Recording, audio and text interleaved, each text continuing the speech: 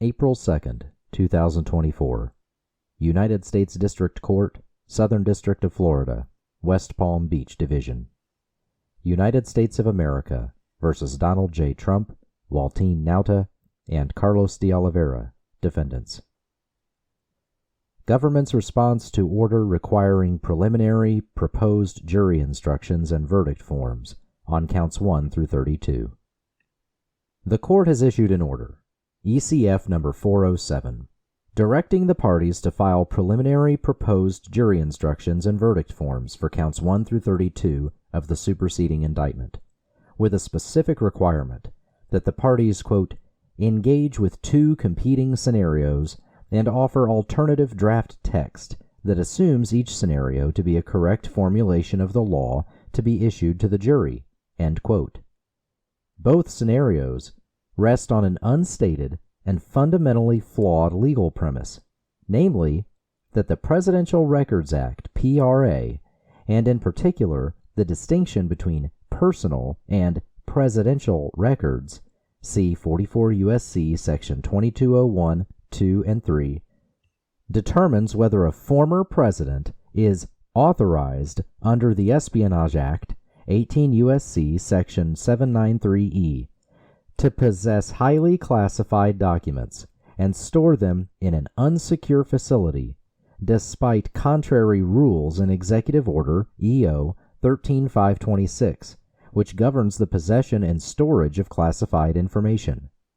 That legal premise is wrong, and a jury instruction for Section 793 that reflects that premise would distort the trial. The PRA's distinction between personal and presidential records has no bearing on whether a former president's possession of documents containing national defense information is authorized under the Espionage Act, and the PRA should play no role in the jury instructions on the elements of Section 793. See ECF number 373 at 5 through 12. Indeed, based on the current record, the PRA should not play any role at trial at all. Moreover, it is vitally important that the court promptly decide whether the unstated legal premise underlying the recent order does, in the court's view, represent, quote, a current formulation of the law, end quote. ECF number 407 at 2. If the court wrongly concludes that it does, and that it intends to include the PRA in the jury instructions regarding what is authorized under Section 793, it must inform the parties of that decision well in advance of trial. The government must have the opportunity to consider appellate review well before jeopardy attaches. See e.g. United States v. Wexler, 1994, quote, the adoption of a clearly erroneous jury instruction that entails a high probability of failure of a prosecution, a failure the government could not then seek to remedy by appeal or otherwise, constitutes the kind of extraordinary situation in which we are empowered to issue the writ of mandamus, end quote. In United States, 2005, courts, quote, have permitted the government to obtain writs of mandamus when a proposed criminal jury instruction clearly violated the law, risked prejudicing the government at trial with jeopardy attached, and provided the government no other avenue of appeal, end quote. United States v. Pabon Cruz, 2004, similar. If, for example, the court concludes, as posited in Scenario A in the court's order, that under the Espionage Act, a former president is authorized to possess any document that the jury determines qualifies as a personal record as defined by the PRA, that would wrongly present to the jury a factual determination that should have no legal consequence under the elements of Section 793. Likewise, if the court concludes, as posited in Scenario B, that a president has carte blanche to remove any document from the White House at the end of his presidency, that any document so removed must be treated as a personal record under the PRA as an unreviewable matter of law, and that, also as a matter of law, a former president is forever authorized to possess such a document, regardless of how highly classified it may be and how it is stored, that would constitute a, quote, clearly erroneous jury instruction that entails a high probability of failure of a prosecution, end quote, Wexler at 129. And the government must be provided with an opportunity to seek prompt appellate review. As in any case, the court may defer ruling on certain aspects of jury instructions where the applicability or non-applicability of the instructions turns on the evidence that is presented at trial. For example, whether the jury should be instructed on how to evaluate law enforcement testimony or how to evaluate expert witness testimony will turn on whether such witnesses actually testify at trial. Such decisions can obviously be deferred. But the question of whether the PRA has an impact on the element of unauthorized possession under Section 793E does not turn on any evidentiary issue, and it cannot be deferred. It is purely a question of law that must be decided promptly.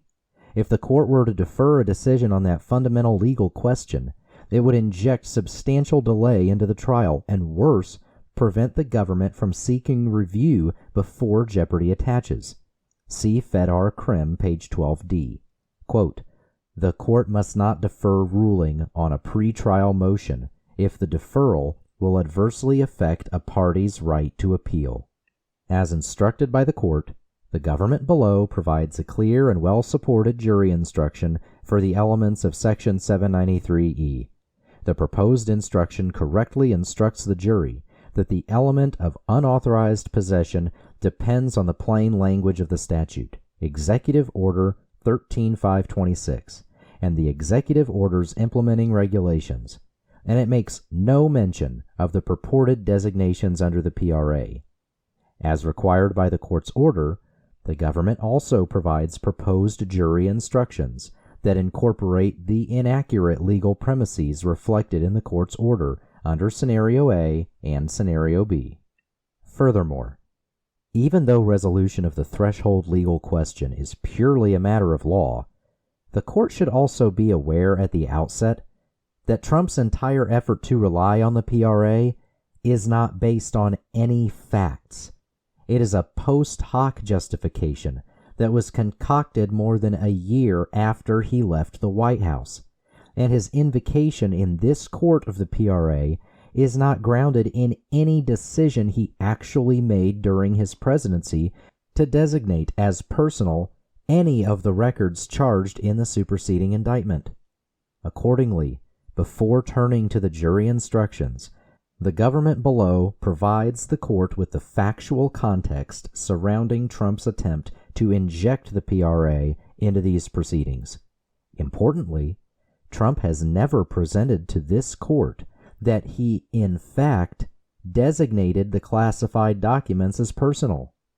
He made no such claim in his motion to dismiss, in his reply, or at the hearing on March 14, 2024, despite every opportunity and every incentive to do so. As discussed below, the reason is simple. He never did so.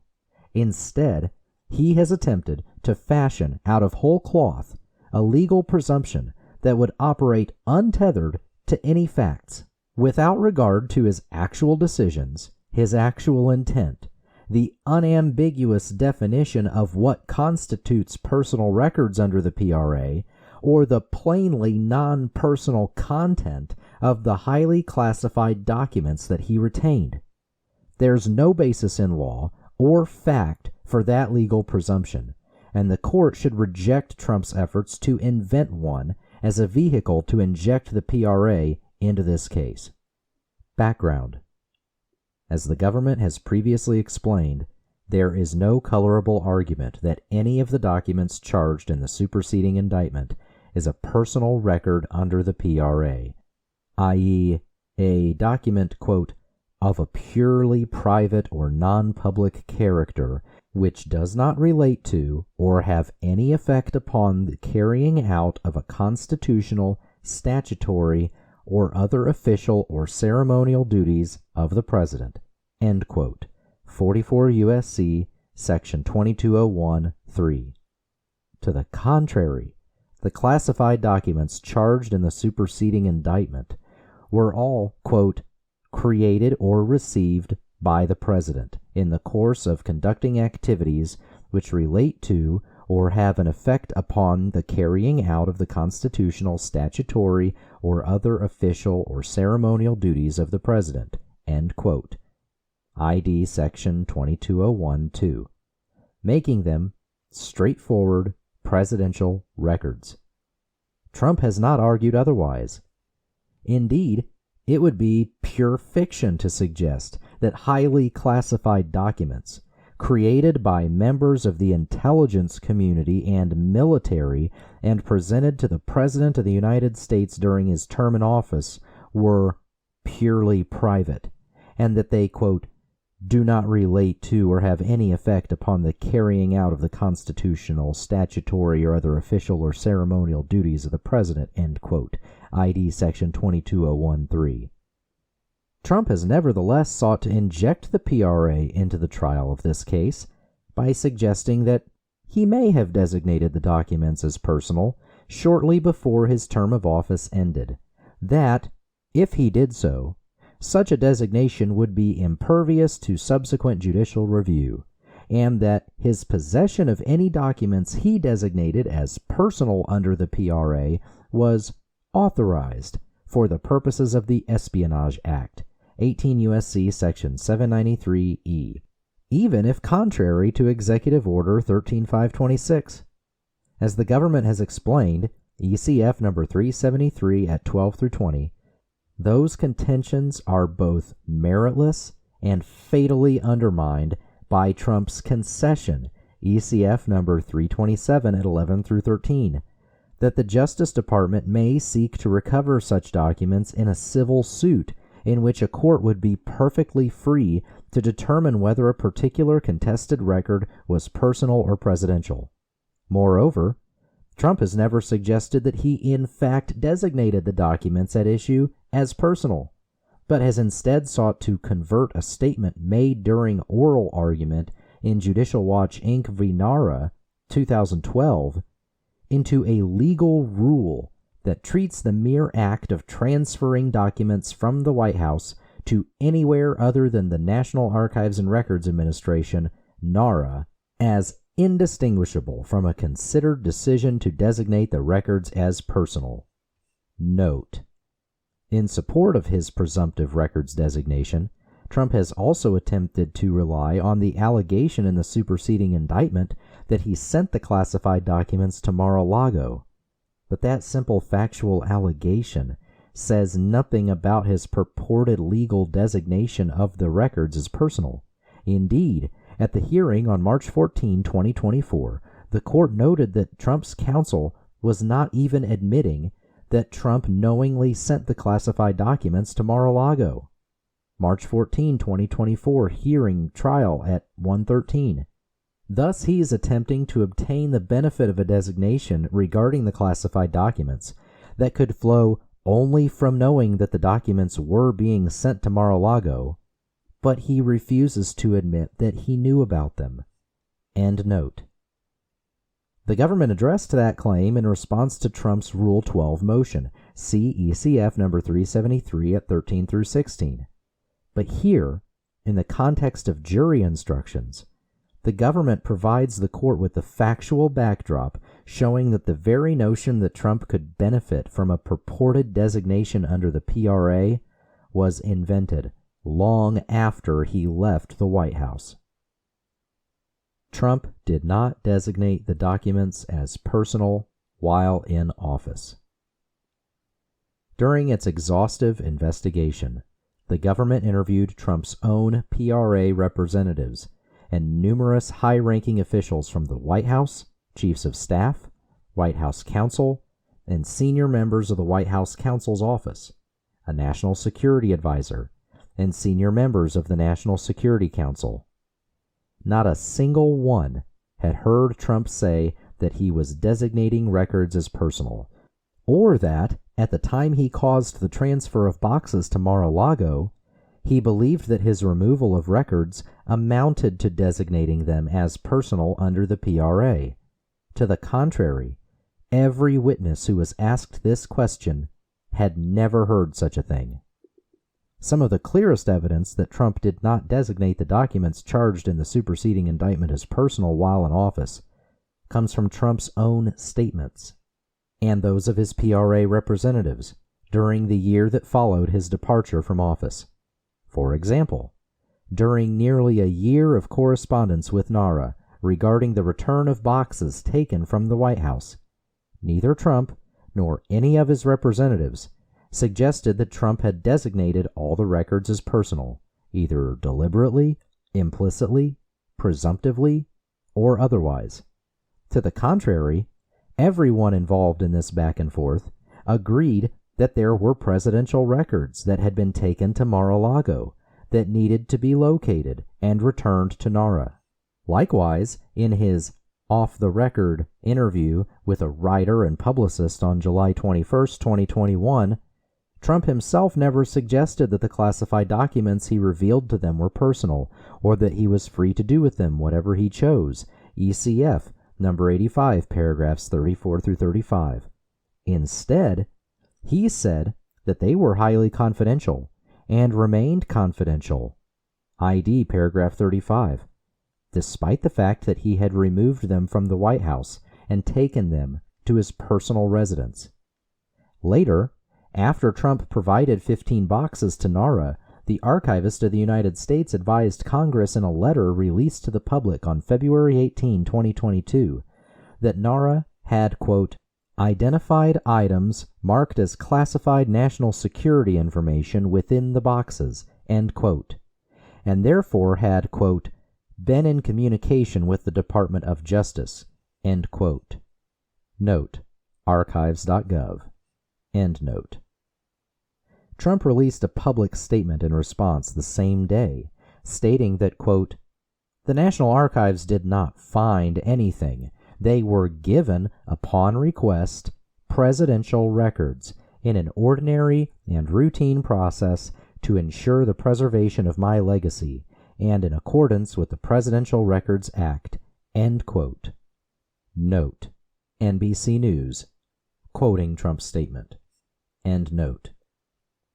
These were Trump's own words, and there is no hint that he considered the documents to be anything other than, quote, presidential records, end quote. The notion that Trump might have designated the documents as personal was first invented in February 2022. On February 7, 2022, the Washington Post reported that in January, NARA had, quote, received 15 boxes of documents and other items from former President Donald Trump's Mar-a-Lago residence, because the material should have been turned over to the agency when he left the White House, end quote. Note, WashingtonPost.com, end note. That article quoted a statement by the archivist, noting, quote, the Presidential Records Act is critical to our democracy, in which the government is held accountable by the people, end quote. At that point, the public reporting related only to Trump's non-compliance with the PRA. The fact that he had retained highly classified materials did not become public for several days. On February 8, 2022, the day after the Washington Post article was published, the president of Judicial Watch posted the following two statements on Twitter. Note, twitter.com, end note. Quote, fact check. The left media is being dishonest about the Trump records issue. A president has discretion on what docs to retain as presidential records while in office. So the law allows Trump to tear up documents, shred them, and take documents when he left the White House. 9:06 a.m., February 8, 2022. Fun story. At Judicial Watch sued over Bill Clinton's hiding records in his sock drawer. Court told us to pound sand because presidents essentially can do whatever they want with their records. Remember this when you hear anti-Trump media caterwauling about his tearing up documents. 9:30 a.m., February 8, 2022. End quote. Immediately after posting the second tweet, the Judicial Watch president sent to an employee in Trump's post-presidency office a link to the tweet and offered to discuss the issue with Trump. A few hours later, the Judicial Watch president sent the same person his analysis of the case Judicial Watch v. Nauta, 2012. That evening, the Judicial Watch president circulated to the employee a proposed public statement for Trump's consideration, which included language that the PRA and judicial decisions gave Trump the right to keep the documents he returned to Nauta. The statement was never issued. Around this same time, the Judicial Watch president, who was not an attorney, told another Trump employee that Trump was being given bad advice and that the records Trump possessed at Mar-a-Lago should have been characterized as personal. The second employee advised the Judicial Watch president that they disagreed with the Judicial Watch president's analysis. In Judicial Watch, former President Clinton had made the designation of certain records personal while president, whereas Trump had not done so. The second employee further informed Trump that the Judicial Watch president was wrong and explained why.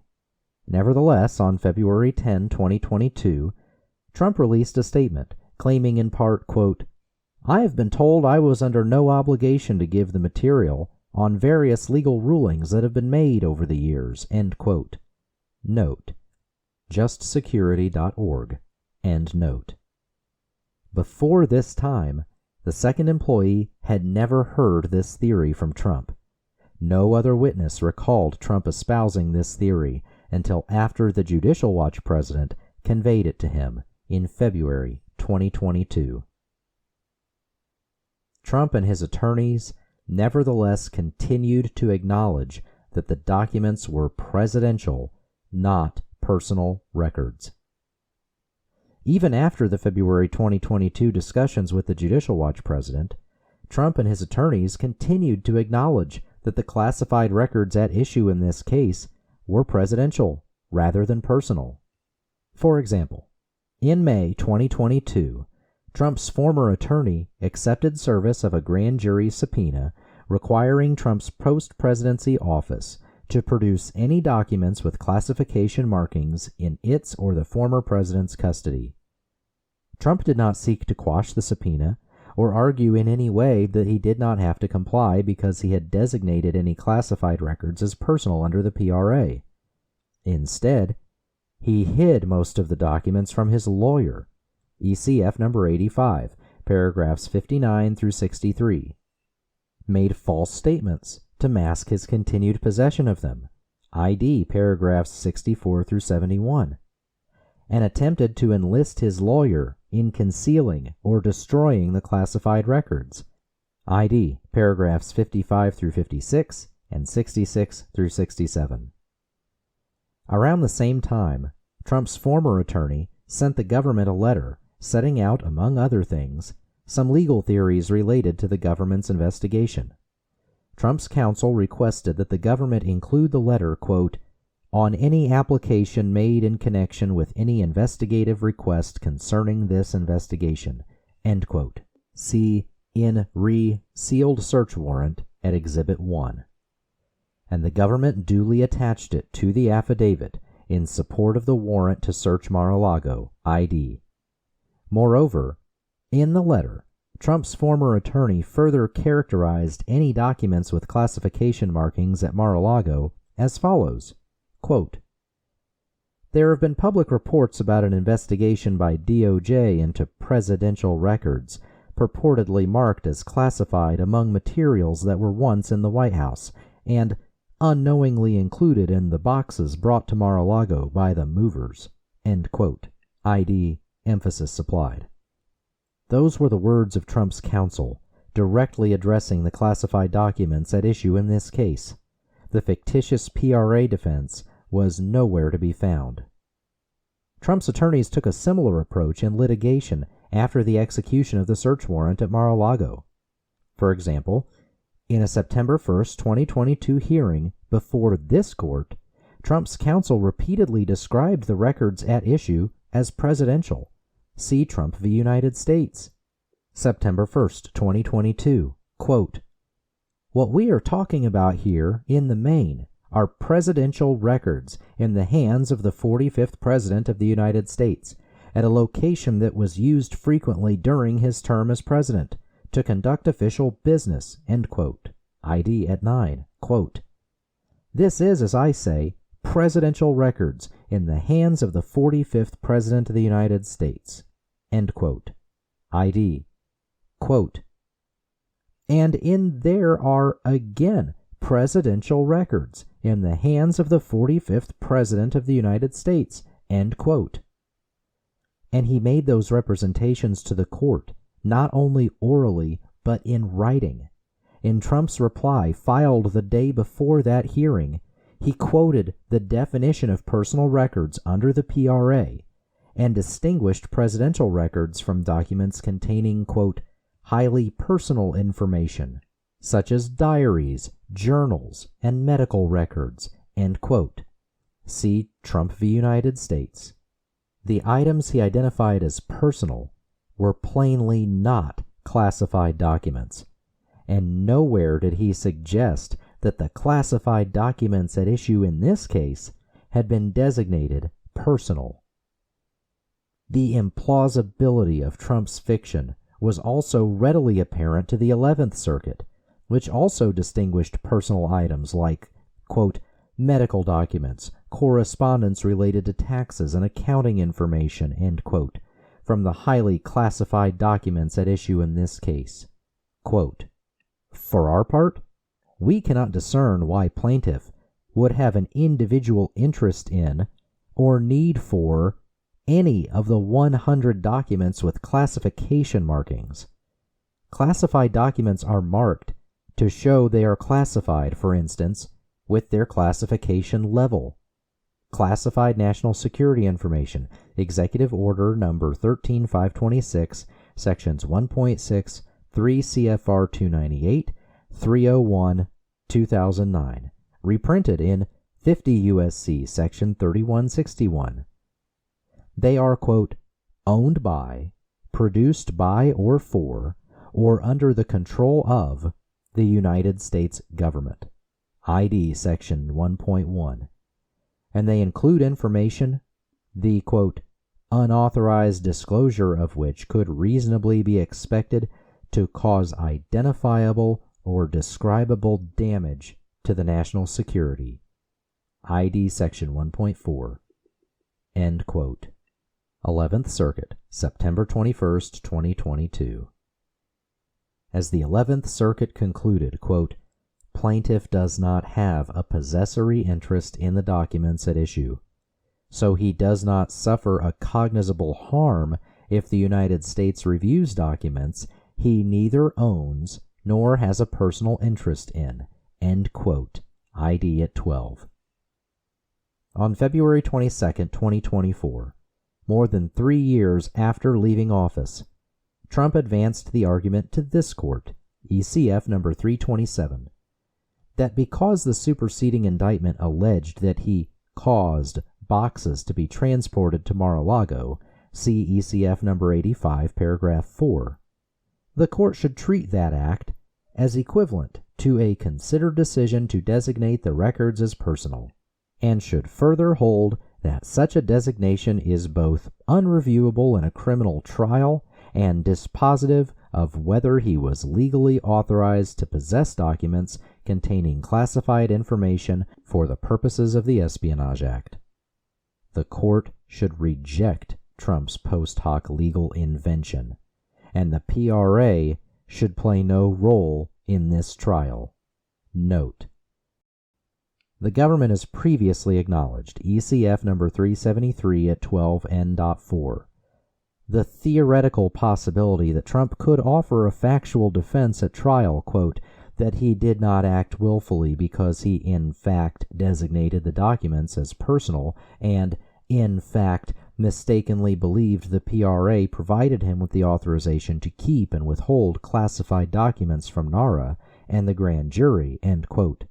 But moving from theory to an actual trial defense requires evidence, and as the background section shows, Trump has no evidence to support such a factual defense because he and his representatives repeatedly characterized the records as presidential rather than personal long after he left the White House.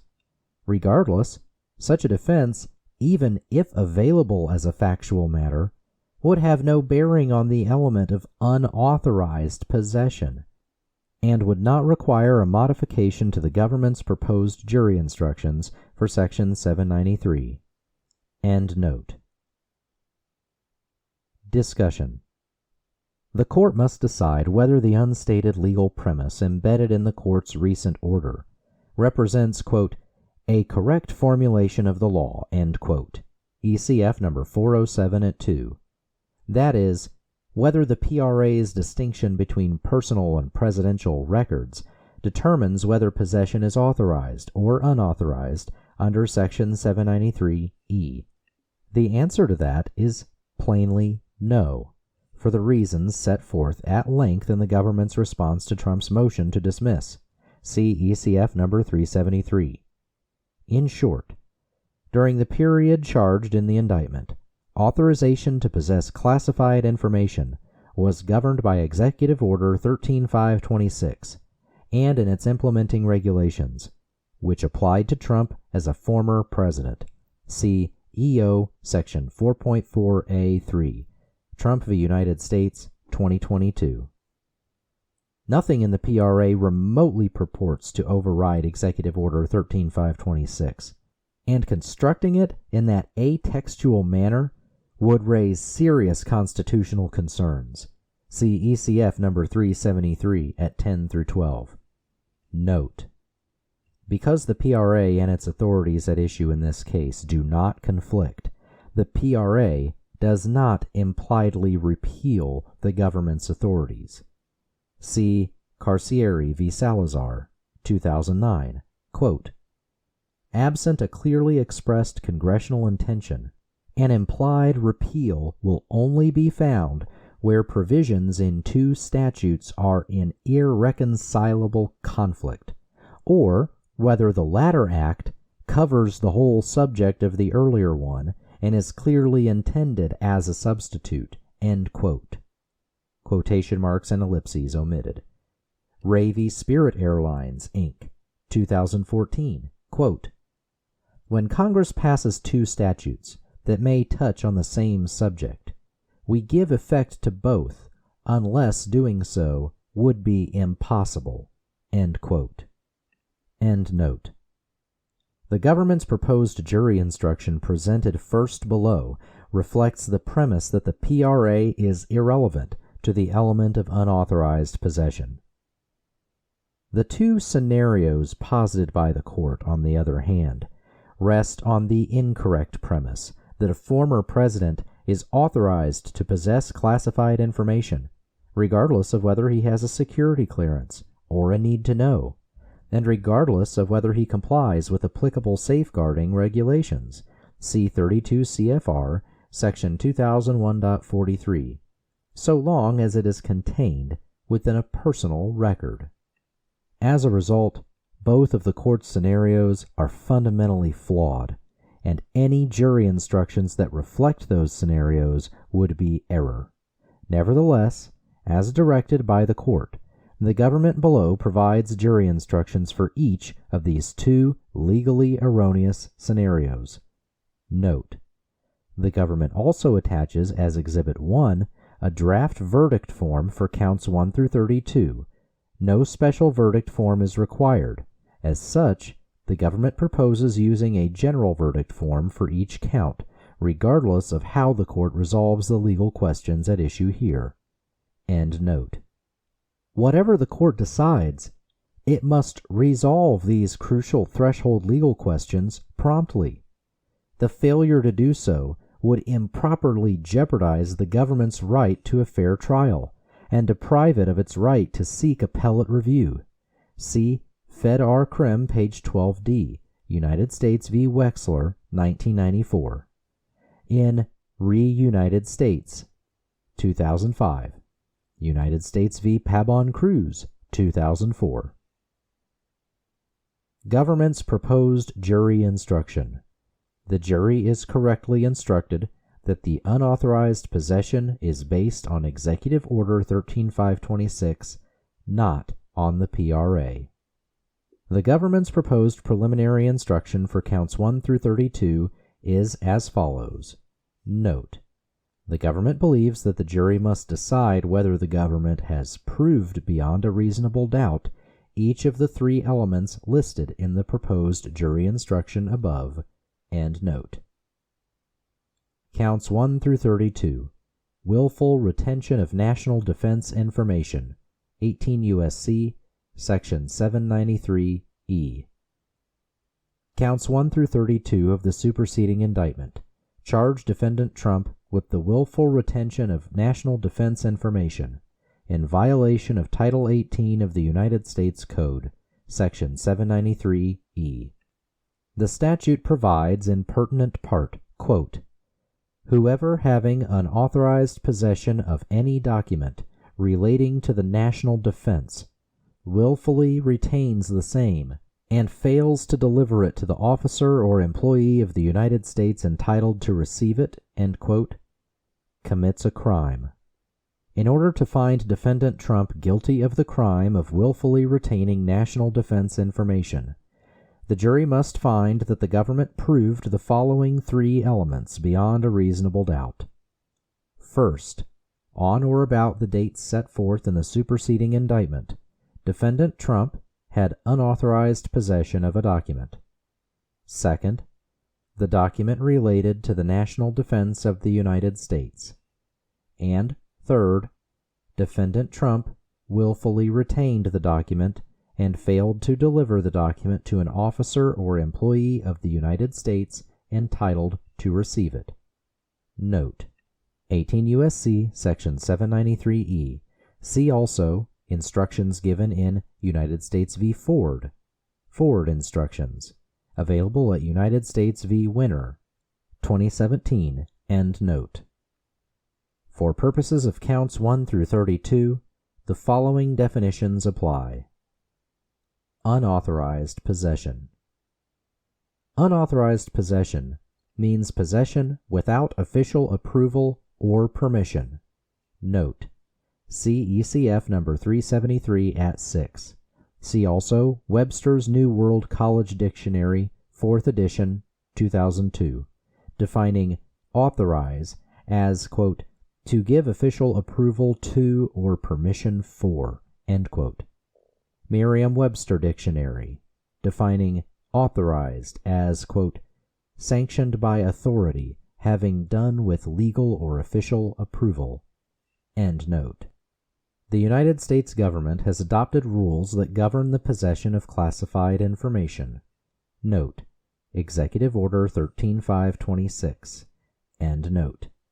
Those rules do not apply to a sitting president, but apply to former presidents after their term in office has ended. Note: 50 U.S.C. Section 3161A, Executive Order Section 44A3, Trump v. United States, September 21, 2022. End note. Under those rules, an individual's possession of classified information is unauthorized if that individual does not hold a security clearance or the individual does not have a need to know the information.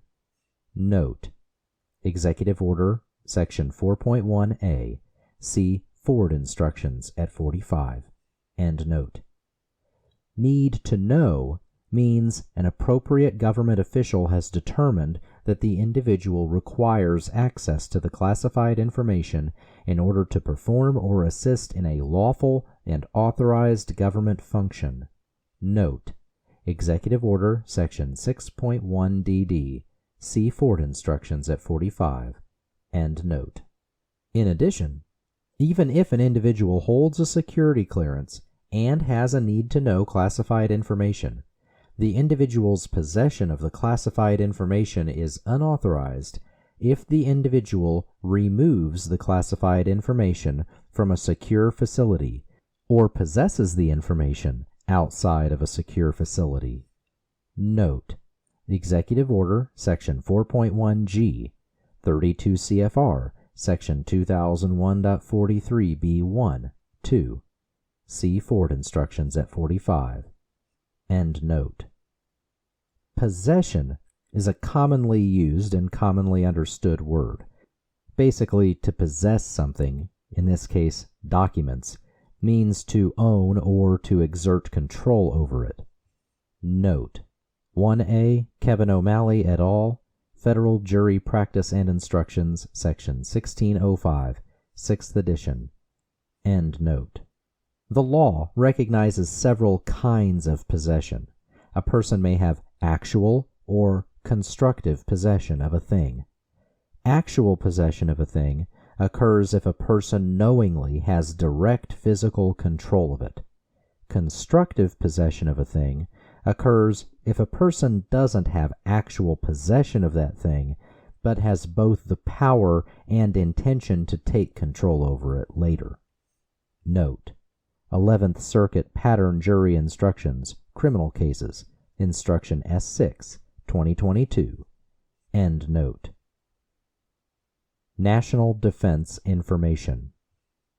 The term relating to the national defense is a broad term that refers to United States military and naval establishments and the related activities of national preparedness.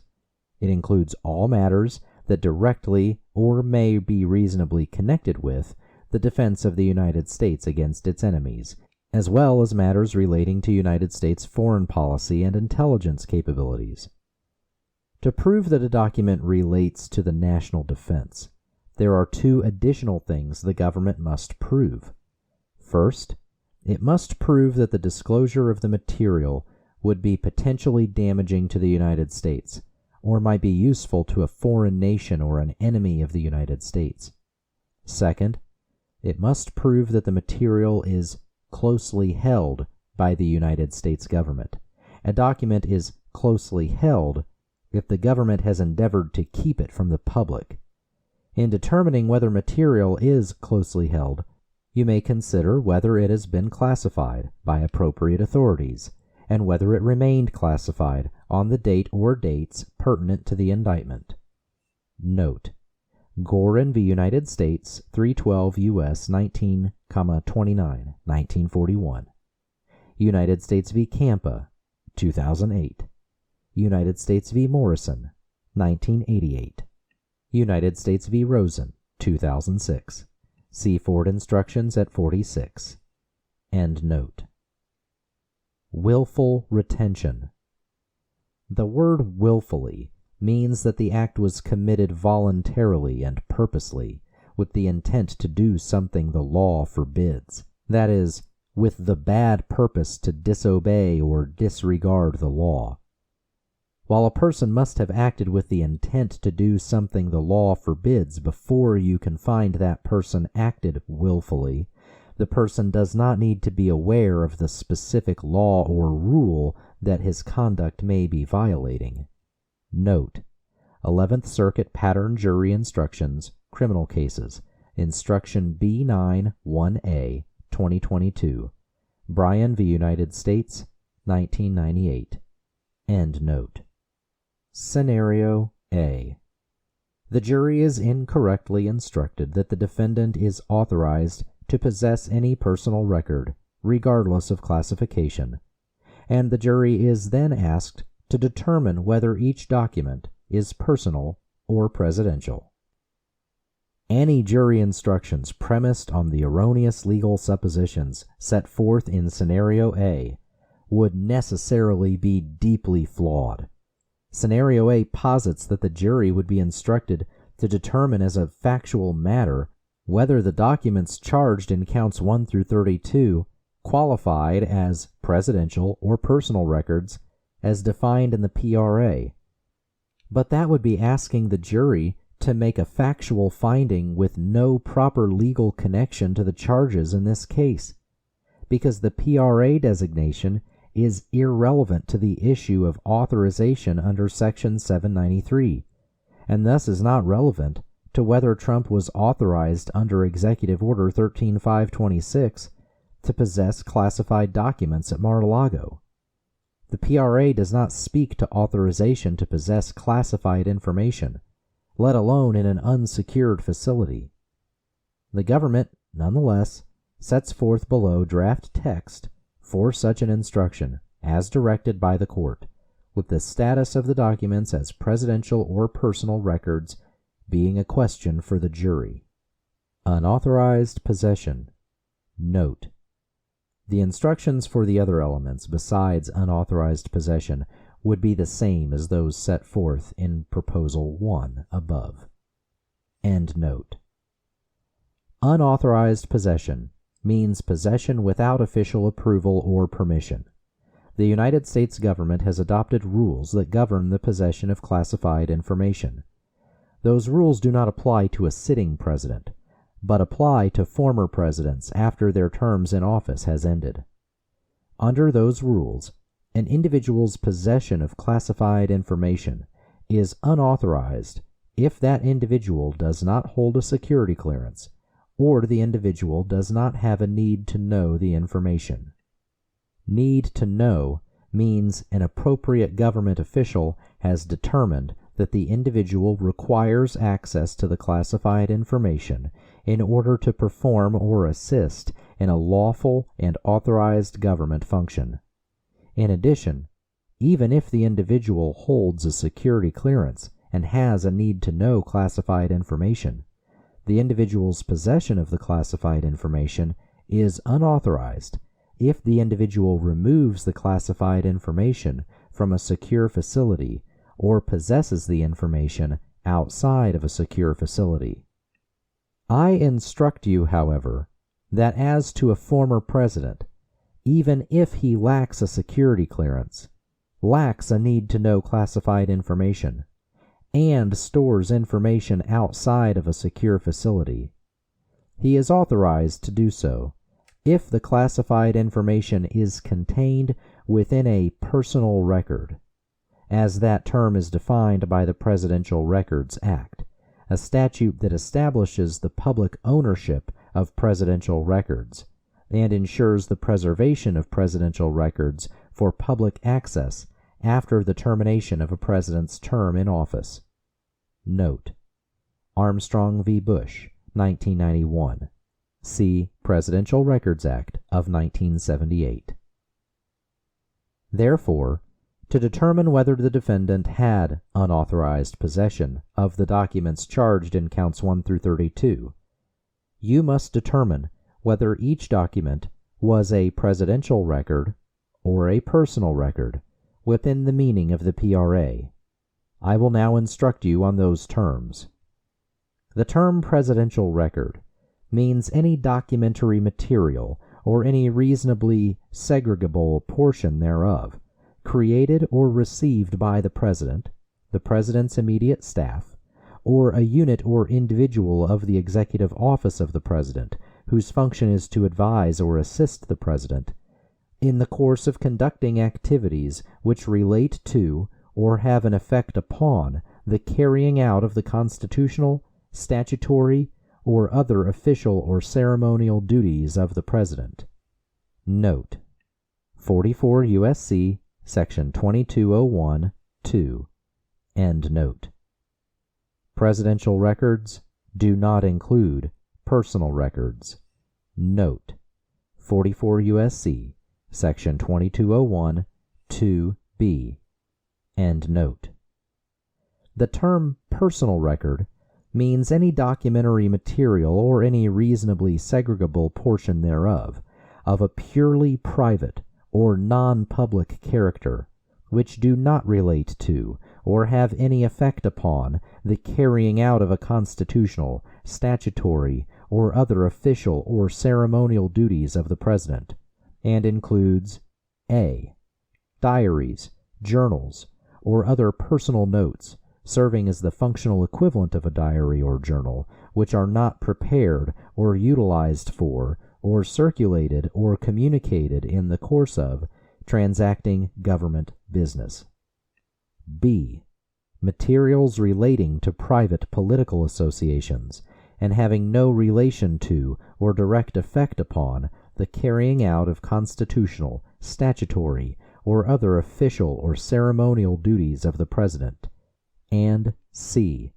materials relating exclusively to the President's own election to the office of the Presidency, and materials directly relating to the election of a particular individual or individuals to federal, state, or local office, which have no relation to or direct effect upon the carrying out of constitutional, statutory, or other official or ceremonial duties of the President. Note: 44 U.S.C. Section 2201, 3. End note. Scenario B.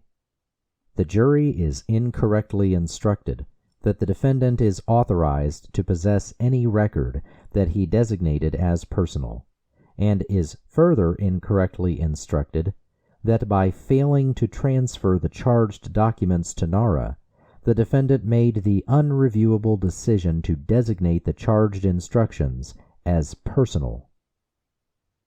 Like Scenario A, proposed Scenario B rests on the erroneous and unsupported legal proposition that the designation of records as either personal or presidential under the PRA has an impact on whether a person is authorized to possess classified documents under Section 793E. It has no such impact. But Scenario B also incorporates additional layers of erroneous legal propositions at the core of Trump's legally flawed and factually unsupported PRA defense. As to this scenario, the jury instruction would amount to nothing more than a recitation of Trump's PRA defense as presented in his motion to dismiss, and would result in directing a verdict against the government. As set forth above, the court should deny Trump's motion to dismiss and reject any such jury instruction. Nevertheless, as directed by the court, the government sets forth below a draft jury instruction regarding unauthorized possession that assumes Scenario B to be, quote, a correct formulation of the law, end quote. ECF number 407 at 2. Unauthorized possession. Note: the instructions for other elements besides unauthorized possession would be the same as those set forth in Proposal 1 above. End note. Unauthorized possession means possession without official approval or permission. The United States government has adopted rules that govern the possession of classified information. Those rules do not apply to a sitting president, but apply to former presidents after their term in office has ended. Under those rules, an individual's possession of classified information is unauthorized if that individual does not hold a security clearance, or the individual does not have a need to know the information. Need to know means an appropriate government official has determined that the individual requires access to the classified information in order to perform or assist in a lawful and authorized government function. In addition, even if an individual holds a security clearance and has a need to know classified information, the individual's possession of the classified information is unauthorized if the individual removes the classified information from a secure facility or possesses the information outside of a secure facility. I instruct you, however, that as to a former president, even if he lacks a security clearance, lacks a need to know classified information, and stores information outside of a secure facility, he is authorized to do so if the classified information is contained within a personal record, within the meaning of the Presidential Records Act, a statute that establishes the public ownership of presidential records and ensures the preservation of presidential records for public access after the termination of a president's term in office. The PRA defines the term personal records to mean all documentary materials or any reasonably segregable portion thereof, of a purely private or non-public character, which do not relate to or have any effect upon the carrying out of the constitutional, statutory, or other official or ceremonial duties of the President, and includes a. Diaries, journals, or other personal notes serving as the functional equivalent of a diary or journal, which are not prepared or utilized for, or circulated or communicated in the course of, transacting government business. B. Materials relating to private political associations and having no relation to or direct effect upon the carrying out of constitutional, statutory, or other official or ceremonial duties of the President. And C. Materials relating exclusively to the President's own election to the office of the Presidency, and the materials relating to the election of a particular individual or individuals to federal, state, or local office, which have no relation to or direct effect upon the carrying out of constitutional, statutory, or other official or ceremonial duties of the President. By contrast, the PRA defines the term presidential records to mean any documentary materials or any reasonably segregable portion thereof created or received by the President's immediate staff, or a unit or individual of the executive office of the President, whose function is to advise or assist the President in the course of conducting activities which relate to or have an effect upon the carrying out of the constitutional, statutory, or other official or ceremonial duties of the President. Presidential records do not include personal records. I further instruct you that a President has unreviewable authority to designate any record whatsoever as personal, regardless of whether it meets the statutory definitions I have just provided. I further instruct you that if, before the end of his term in office, a President transfers records from the White House to any location other than the National Archives and Records Administration, as alleged in the superseding indictment, he has necessarily exercised his unreviewable authority to designate those records as personal, and, as a matter of law, he is authorized to possess them, and you may not find him guilty. Conclusion. For the reasons set forth above and in the government's opposition to Trump's motion to dismiss based on the PRA, the court should reject the legal premise that the PRA's distinction between personal and presidential records has any bearing on the element of unauthorized possession under Section 793E. As such, it should deny Trump's pending motion to dismiss and adopt preliminary jury instructions as proposed by the government above. If, however, the court does not reject that erroneous legal premise, it should make that decision clear now, long before jeopardy attaches, to allow the government the opportunity to seek appellate review. Respectfully submitted, Jack Smith, Special Counsel. By J. I. Bratt, Counselor to the Special Counsel. David V. Harbach II, Assistant Special Counsel. April 2nd, 2024.